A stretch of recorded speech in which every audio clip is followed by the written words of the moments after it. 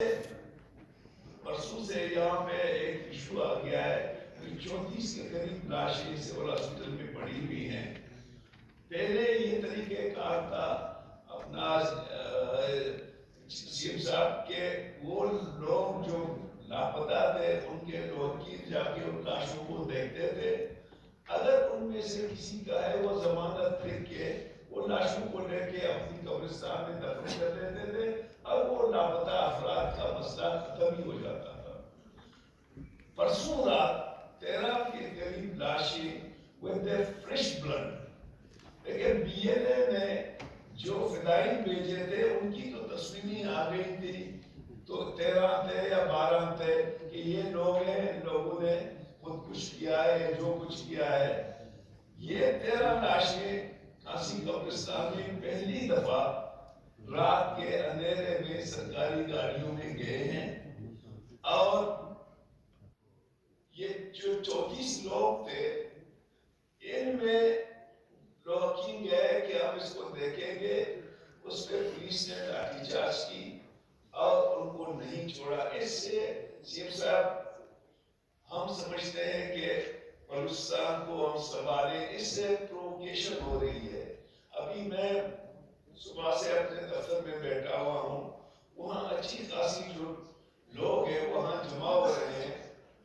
شاید آپ کے بھی نوٹس ہیں تو اس کو نوٹس دے دیں جو ان کو دکھا دیں جن کے لاشیں ہیں اس سے پہلے بھی اٹھا کے لے جاتے تھے. نمبر 1 سر جسٹ. دوسرا سر ہمارے ایک پروفیسر ہے میرا علاقے کا ہے پروفیسر الیاس سیکرٹریسٹ ہے.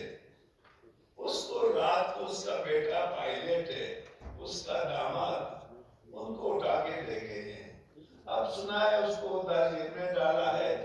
اب وہ پروفیسر ایسوسیشن کا بھی ذمہ دار آدمی ہے اور ایک سیکرٹریسٹ بھی ہے. میں ذاتی صورت میں اس لیے جانتا ہوں کہ وہ میرا علاقے کے ہیں, میں اور وہ بالکل دوست بھی ہیں.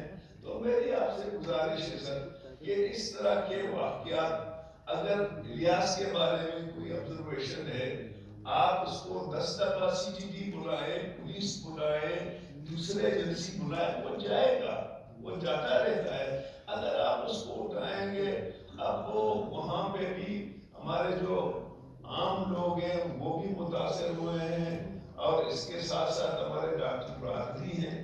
اس سے سر میں آپ سے گزارش کی, کل بھی ہم نے گزارش کی, اس سے پہلے جو تھے ان سے بھی گزارش کی کہ تھوڑا سا حالات کو سمجھو, کوئی ایسی عمل نہ ہو جس میں مزید پرووکیشن ہو جائے. ہم نے آپ سے یہی توقع ہے سی ایم صاحب کہ آپ چیزوں کو بردباری سے آگے لے جائیں گے. شکریہ.